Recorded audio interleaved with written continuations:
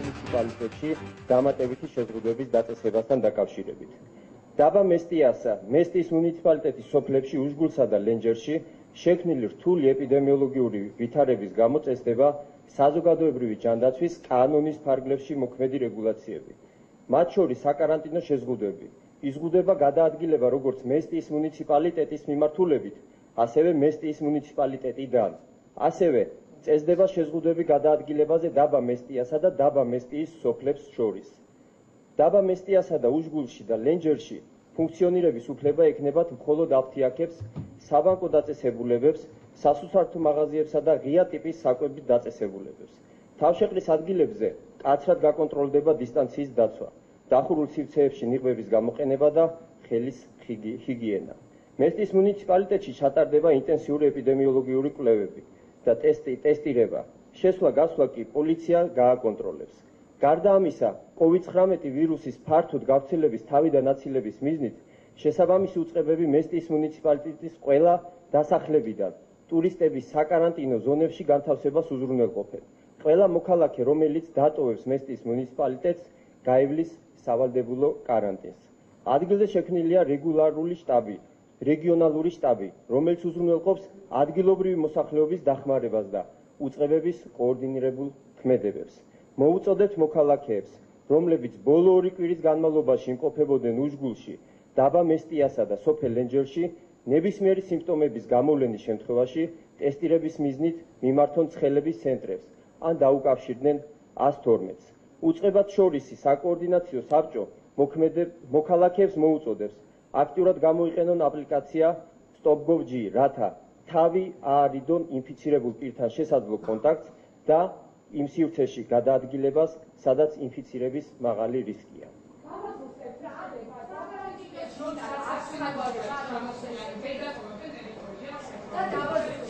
ჯერჯერობით ყველა ტურისტს მოუწოდებთ იყვნენ მშვიდად, განთავსდნენ და გააგრძელონ ადგილზე ყოფნა, შემდგომ ჩაერთვება, უკვე ჩართულია ყველა უწყება, დეტალურად ამის შესახებ ისაუბრებს ტურიზმის ადმინისტრაცია და მოგაწოდებთ სრულ ინფორმაციას. ამ ეტაპზე სასურველია ყველა დარჩეს თავის ადგილას და ჩვენ დეტალურ ინფორმაციას მივაწვდით.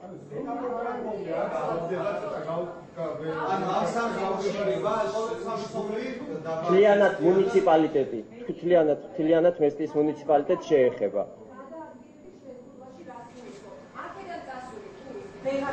რა თქმა უნდა, აქედან წასული ტურისტი ვერ შევა, რა თქმა უნდა, ვერც გამოვა. მათ შორის თვითონ აღნიშნულ და თვითონ რეგიონებს შორისაც მოხდება გადაკეთვა.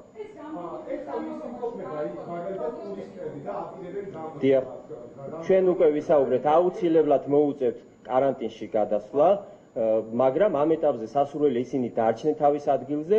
ტურიზმის ადმინისტრაციის მიერ, ეპიდემიოლოგიის მიერ შეფასდება აღნიშნული სასტუმროები თუ აკმაყოფილებენ სტანდარტს, შესაბამისად ისინი გადაკეთდებიან საკარანტინო სივრცეებად, თუ არ აკმაყოფილებენ, შემდგომ ჩვენ უზრუნველყოფთ მათ შესაბამის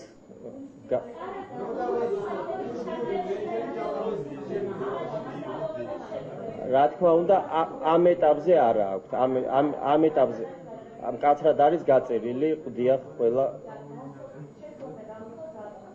პოლიცია გააკონტროლებს შესვლა-გამოსვლას, კი ბატონო. დიახ, განცხადება გავრცელდება და ზუსტად გეცოდინებაც უყველაფერი. დამატებით კომენტარებს გააკეთებენ შესაბამისი უწყებები.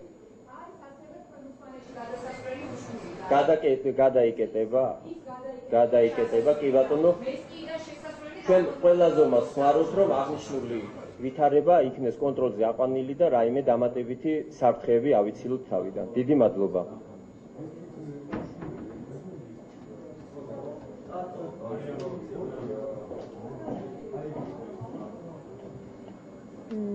მოგესალმებით. არსებული ეპიდსიტუაციიდან გამომდინარე, საბჭომ იმსჯელა და მიიღო გადაწყვეტილება, რომ მოხდეს გარკვეული გამკაცრების ღონისძიებების გატარება მესტიის მუნიციპალიტეტში. იცით რა, რომ გამოვლინდა 30 ნიმუშიდან 16 დადასტურებული ნიმუში, აქედან გამომდინარე, რა თქმა უნდა, ჩვენ გვმართებს ოპერატიული და ეფექტური ღონისძიებების გატარება და შესაბამისად ჩვენ მივიღეთ გადაწყვეტილება, რომ მოხდეს საკარანტინო ღონისძიებების გამკაცრება არსებულ მუნიციპალიტეტში. დღის მდგომარეობით უკვე 5 აქტიური ჯგუფი მუშაობს იმისათვის, რომ გამოვლენილი იქნეს ყველა საეჭვო შემთხვევა. ასევე ადგილზე ხდება საავადმყოფოს მობილიზება იმისათვის, რომ ჩვენმა მოქალაქეებმა შეძლონ მიმართონ იქ არსებულ ცხელების ცენტრს და ჩვენ რა თქმა უნდა ვეცდებით, რომ მოხდეს ძალიან ოპერატიული ჩართულობა ყველა საჭირო უწყების იმისათვის, რომ მოხდეს ყველა სიმპტომური და არასიმპტომური შესაძლო შემთხვევების დროული გამოფინება.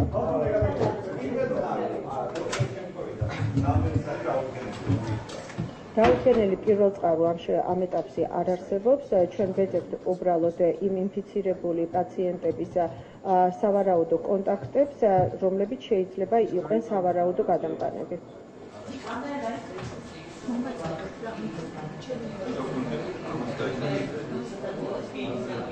უკვე მობილიზებული არის რუხის საავადმყოფო, სადაც არის შესაძლებელი ნამდვილად მოხდეს ყველა შესაძლო პაციენტის განთავსება. საჭიროების შემთხვევაში, რა თქმა უნდა, დამატებით რესურსად იქნება გამოყოფილი როგორც აჭარაში ბათუმის რესპუბლიკური საავადმყოფოს, ასევე ქუთაისის საავადმყოფოების და თბილისის საავადმყოფოების გამოყენება, თუმცა გამომდინარე იქედან, რომ ქმედებები იყო დაწყებული საკმაოდ დროულად, ჩვენ არ აგვაქვს იმის მოლოდინი, რომ იქნება ძალიან მაღალი რისკი პაციენტების. აქედან გამომდინარე არის ძალიან მნიშვნელოვანი ჩვენი მოქალაქეების კვლავ აქტიური ჩართულობა იმისათვის, რომ მათი ეპიდემიოლოგების და სასწრაფო გადაუდებელი ცენტრის მხრიდან მოხდეს ოპერატიულად ყველა შესაძლო შემთხვევის გამოვლენა.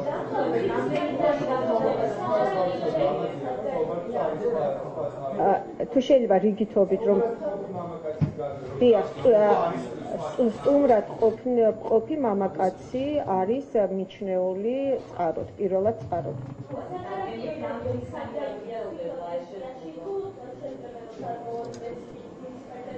ამასთან დაკავშირებით ტურიზმის ადმინისტრაცია მუშაობს სასტუმროებთან და უმოკლეს ვადაში ჩვენ რა თქმა უნდა შევთავაზებთ ჩვენს მოქალაქეებს და ყველა შესაძლო ოფციას თუ სად შეეძლებათ მათ მიიღონ საკარანტინო მომსახურება.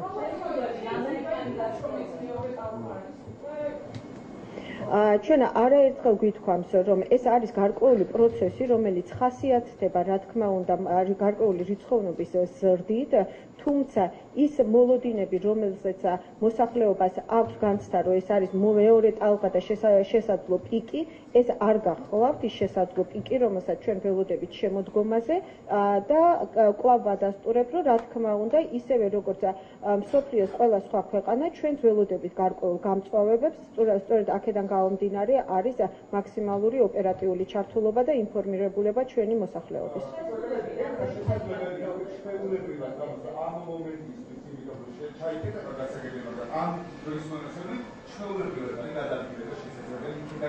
ამ მომენტისთვის უკვე ადგილზე მობილიზებული არის შესაბამისი უწყება და მოძრაობა უკვე არის შეზღუდული.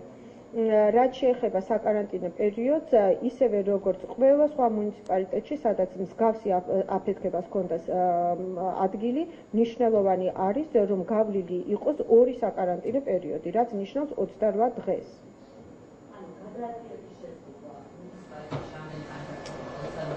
ამ ეტაპისთვის ეპიდვითარებიდან გამომდინარე, ის რაც არის მოწოდებული მსოფლიო გაიდლაინებით, ვალდებულება არის 28 დღის. თუმცა გამომდინარე იქედან, რა დასკვნებს გააკეთებენ ეპიდემიოლოგები, იქნება დამატებით მიღებული გადაწყვეტილება, შემცირდება ეს პერიოდი თუ დარჩება 28 საკარანტინო დღით.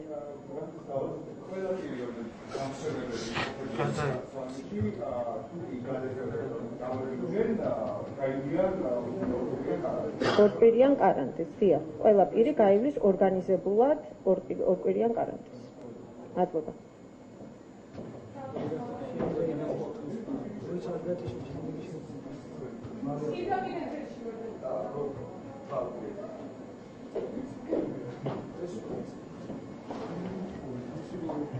მოგესალმებით ყველას, როგორც მოგეხსენებათ, მიმდინარე მოვლენებიდან გამომდინარე საკოორდინაციო საბჭოს გადაწყვეტილებით ჩვენ ვიმყოფებით პირდაპირ კავშირზე და კონტაქტზე სასტუმროებთან, განთავსების ობიექტებთან, რომლებიც მდებარეობს სვანეთში ჩვენთვის მნიშვნელოვანია, რომ მაქსიმალურად ყურადღება გამოვიჩინოთ ჩვენთვის განსაკუთრებით იმ ადამიანებთან მიმართებაში, რომლებიც სვანეთში ყოფებიან შიდა ტურისტული მიზნებისთვის.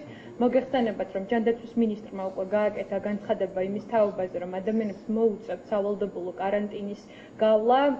მიმართულება იქნება ამგვარად აღებული საწყის ეტაპზე, რა თქმა უნდა, ყველას მოვუწოდებთ, რომ დარჩნენ იმ ადგილებში და იმ სასტუმროებში, სადაც ისინი ამ ეტაპზე განთავსებულები არიან. ჩვენ მაქსიმუმს ვაკეთებთ იმისთვის, რომ ვიყოთ პირდაპირ კავშირზე ყველა სასტუმროსთან, მაშინ სადამე დამსვენებლებსაც მოუწოდებთ, რომ მაქსიმალური კონტაქტი იქონიონ უშუალოდ იმ სასტუმროების მმართველ გუნდთან, რომელთანაც ისინი სტუმრად არიან. მოხდება ეტაპობრივად ყველასთან კომუნიკაცია იმისთვის, რომ თითოეულ ადამიანს ჰქონდეს სრული შესაძლებლობა ადგილობრივად სვანეთშივე გაიაროს კარანტინი, ან მოხდეს მათი ორგანიზებულად გადაყვანა შესაბამის რეგიონებში, სადაც უკვე ჩვენ გვაქვს საკარანტინე სივრცეები.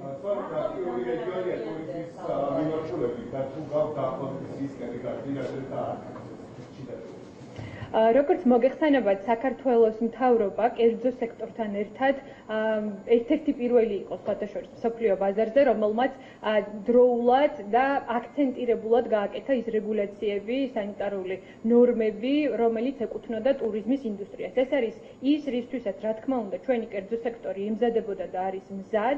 ჯანდაცვის სამინისტროს მაქსიმალური მხარდაჭერით ჩვენ გვაქვს ყველა ტურიზმის სექტორის და სერვისისთვის განკუთვნილი პროტოკოლი, რომლის დაცვის შესაბამისად და შედეგადაც ჩვენ რა თქმა უნდა ერთობლივად ყველა ვზრუნავთ იმაზე, რომ ვირუსის გავრცელების რისკები იყოს მინიმალური. ეს შეეხება განთავსების ობიექტებს თუ კვების ობიექტებს. რა თქმა უნდა, აქ ძალიან ნაადრევია საუბარი იმაზე, რომ ამას შეიძლება ჰქონდეს გრძელვადიანი ეფექტი კურორტზე ამ შემთხვევაში, თუმცა ჩვენთვის მნიშვნელოვანია, რომ ახლა ერთობლივი კოორდინირებული მუშაობით პირველ რიგში ვუზრუნველყოფთ იქ მყოფი ადამიანების ჯანმრთელობა და უსაფრთხოება და მეორე რა თქმა უნდა ვიზრუნოთ იმაზე, რომ არ მოხდეს შემდგომი ვირუსის გავრცელება, რისთვისაც ჩვენ დღეს ვსაუბრობთ იმაზე, რომ თითოეული ადამიანის კარანტინში მოთავსება მოხდება ორგანიზებულად ერთის მხრივ. ეს შეიძლება იყოს ოფცია, რომელიც გულისხმობს უშუალოდ სვანეთში მათ მიერ ჩვენს მიერ შექმნილ საკარანტინო სივრცეში გავლა, ან მეორე კიდევ ერთხელ განმეორდები, რომ ეს შეიძლება იყოს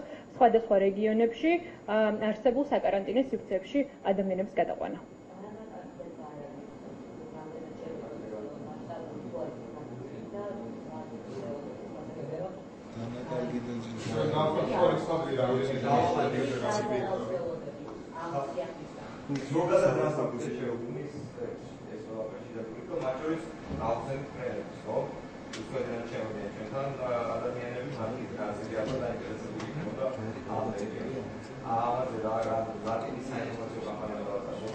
მოგეხსენებათ, რომ თანმიმდევრული ქმედებები და ფრთხილი და ეტაპობრივი გახსნა ყოველთვის იყო საქართველოს მთავრობის ძალიან მიზნობრივი და გამიზნული აქტივობის ნაწილი, როდესაც ჩვენ საუბრობთ ტურიზმის ამოქმედებაზე და ზუსტად ამიტომაც ხდება ის, რომ რეისების დასტური, ისევე როგორც ქვეყნების, ჩვენ მიერ შერჩეული ქვეყნების დასტურიც ხდება ეტაპობრივად იმისთვის, რომ ჩვენ ერთად, კერძო სექტორთან ერთად, მოსახლეობასთან ერთად ვისწავლოთ და კიდევ უფრო მეტად გავამყაროთ მართვა აღნიშნული პროცესების. რა თქმა უნდა, ჩვენ ყველაფერს გავაკეთებთ იმისთვის, რომ საქართველოსთვის, შიდა ტურისტული ნაკადებისთვის, უშუალოდ სვანეთისთვის ეს არ იყოს ტკივნეული პროცესი, იმისთვის, რომ ადამიანებს ჰქონდეთ კიდევ უფრო შემდგომ პერიოდში, კიდევ უფრო მეტი мотивация, რომ იმოგზაურონ უსაფრთხოდ, აქ მნიშვნელოვანია თითოეული ჩვენგანის მაქსიმალური ჩართულობა და პასუხისმგებლობით მიდგომა უშუალოდ იმ პროტოკოლების დასანერგად და აღსასრულებლად, რომელიც მოგეხსენებათ, რომ უკვე ჩართულია და გატარებულია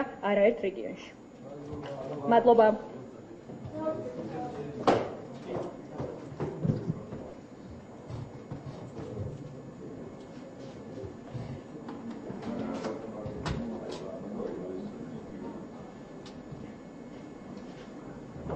მოგესალმებით.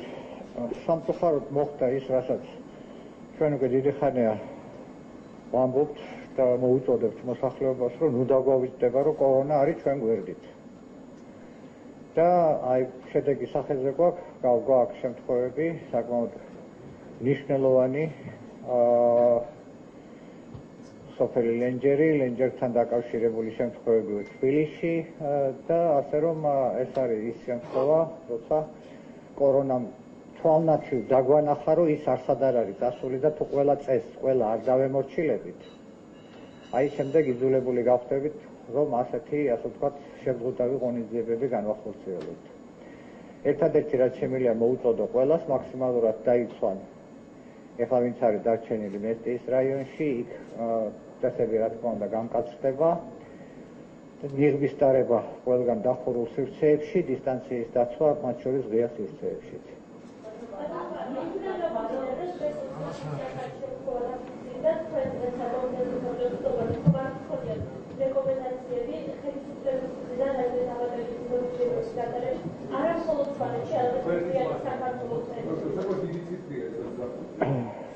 გეთახმებით დიდი ციფრია, აქედან იქ სადაც არის ასე ვთქვათ შემთხვევების დიდი კონცენტრირება, იქ გატარდა შესაბამისი ღონისძიებები გამკაცრებული და თუ ჩვენ თვითეული ჩვენთაგანი ყველგან სადაც ვართ ქვეყანაში არ დავიცავთ წესებს, სამწუხაროდ ეს მოსალოდნელი იქნება სხვაგანაც.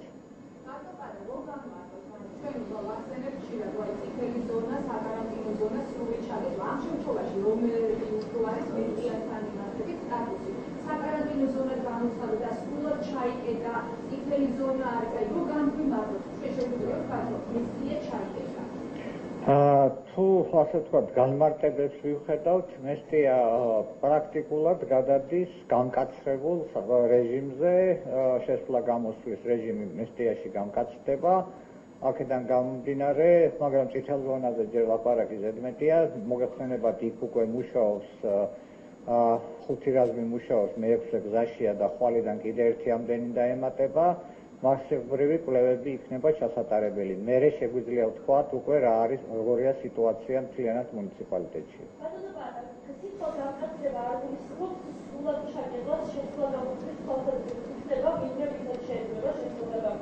საკარანტინო რეჟიმის დაცვით. მიმდინარეობს ამისი კვლევა.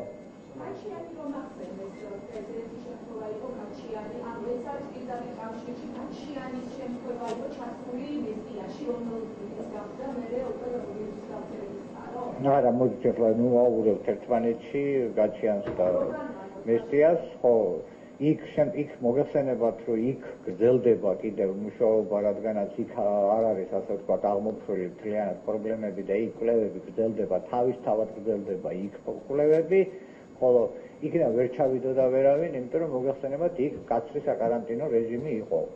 აქედან გამომდინარე, ეს ორი თემა ერთმანეთისგან განვიჯნოთ, აქ ცალკე ვმუშაობთ, იქ ცალკე.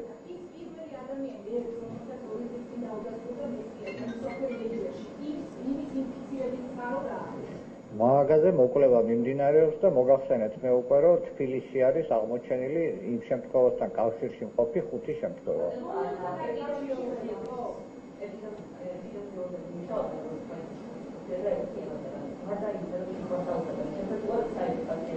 ყველა ისინი ტესტირებასაც, ყველა ეს ჯგუფი ახლა მასიურ ტესტირებას ატარებს იქ. PCR ტესტირებას ატარებენ მასიურად იქ.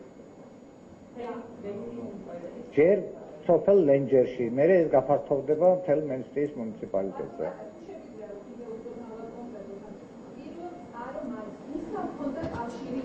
კვლევა მიმდინარეობს, ჩვენ ვერ ვიტყვით ვერაფერს, სანამ არ გვექნება დამაჯერებელი მონაცემები.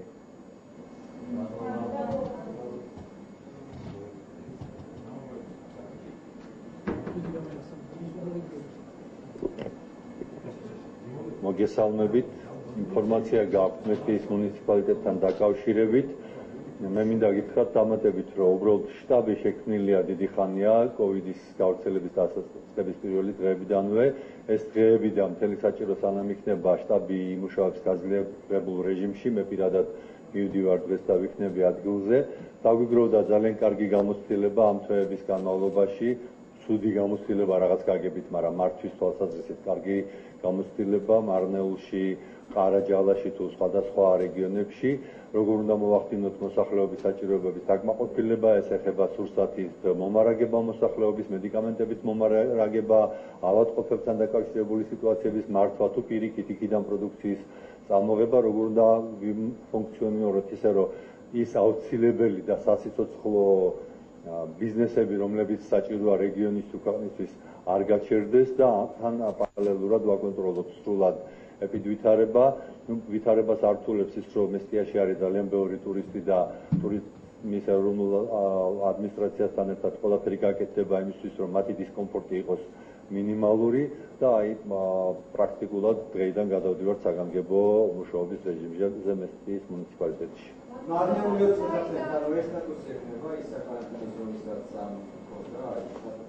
მე ვფიქრობ, სტატუსები ნაკლებად მნიშვნელოვანი ამ შემთხვევაში. მარნეული იყო პირველი შემთხვევა ამ ხნის განმავლობაში, მარტო ჩვენ კი არა, მთელმა მსოფლიომ ისწავლა მართვა კოვიდის და შესაბამისად აი ამ დაგროვილ გამოცდილებასთან დაკავშირებით იქნება ის სტატუსებიც და მართვის სტილიც, რომელიც მესტიაში იქნება. მე მგონი ამაზე ძალიან მკაფიოდ გიპასუხათ ჩემ წინ გამოსულმა ბატონმა ბაადაიმნაძემ და ეხლა მეტი რაღა უნდა დავამატო.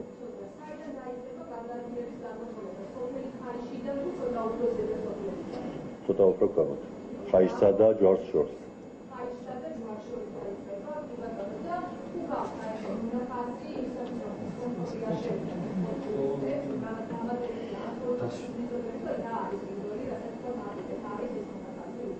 პროდუქტის და ზოგადად მარაგებთან დაკავშირებით პრობლემა ცხადი არ შეიქმნება, როგორც ყოველთვის ამ საქმეში ყველაზე აქტიურად იყო ჩართული სოფლის მეურნეობის სამინისტრო და ისინი იქნებიან ჩართულები. რაც შეეხება ტურისტებთან დაკავშირებით, ხალბატონი მარიამ ქვრივიშვილი იყო და მოგახსენათ, რომ მაქსიმუმს გავაკეთებთ იმისთვის, რომ დისკომფორტი ტურისტებისთვის იყოს მინიმალური. დისკომფორტი ცხადი არის, როცა ჩადიხარ დასასვენებლად და უცებ აღმოჩნდება, რომ იქ არის ეპიდემიის ახალი კერა ჩნდება, ეს არ შეიძლება არ იყოს დისკომფორტი, თუმცა მაქსიმუმს გავაკეთებთ, რომ ეს დისკომფორტი იყოს მინიმალური.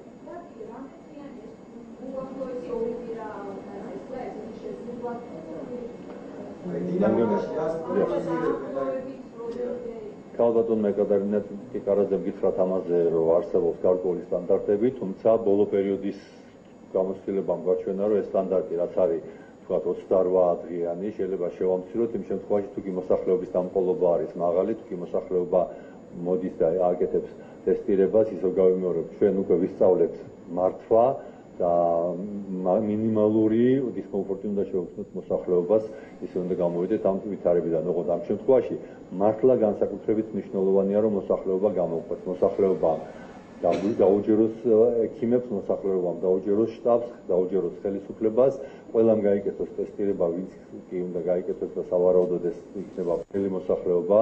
მესტიის მუნიციპალიტეტში თავდაპირველად ის რამდენიმე სოფელი, თქვათ ლენჯერი, მესტია შეიძლება უშკული, იმიტომ რომ მესტიაში ჩასული ადამიანი პრაქტიკულად უშკულში რო არ ჩავიდეს ძნელად წარმოსადგენია, თუმცა მთლიანობაში მთელი მესტიის მუნიციპალიტეტში უნდა ჩატარდეს ტესტირებები და რაც ჩქარა დამთავრდება ეს პროცესი და რაც ჩქარა აღმოუხვრით ყველა კერას, რაც ჩქარა გამოვავლენთ ყველა კონტაქტს და ყველა დაინფიცირებულს, მით მალე მოხდება კარანტინის თუ რა თქვია მოხდება. თქვენ უსმენთ განცხადებებს საკოორდინაციო საბჭოს ხდომის დასრულების შემდეგ, როგორც გაირკვა